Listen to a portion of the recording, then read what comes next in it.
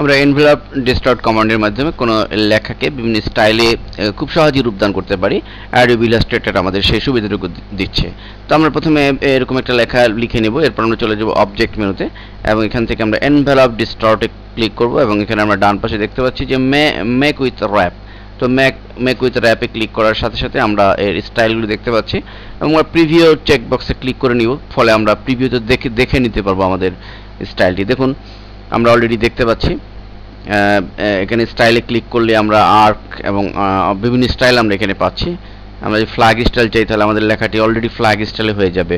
আমরা ফটোশপে অ্যাডোবি ফটোশপে এই ধরনের স্টাইল আমরা লেখার মধ্যে প্রয়োগ করতে পারি, কিন্তু ইলাস্ট্রেটর প্ল্যাটফর্মে আমরা এই র্যাপ ইফেক্টটি যদি পেতে চাই তাহলে আমাদের এই কমান্ডটি ইউজ করতে হবে।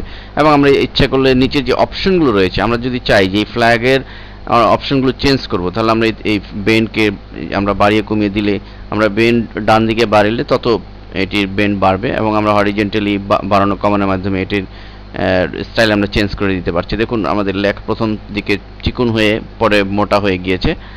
তো এবং স্টাইলের আন্ডারে অন্যান্য যে সমস্ত ইফেক্ট রয়েছে, স্টাইল রয়েছে, আমরা যে কোনো স্টাইল এখানে চুজ করব সেটি এখানে অ্যাপ্লাই হবে। আমরা যদি ফিশ স্টাইল চুজ করি, মাছের মতো লেখাটি হয়েছে, আমরা এই অবস্থায় যদি ওকে বাটনে ক্লিক করব, দেখুন লেখাটি মনে হচ্ছে যে একটা মাছের স্টাইল।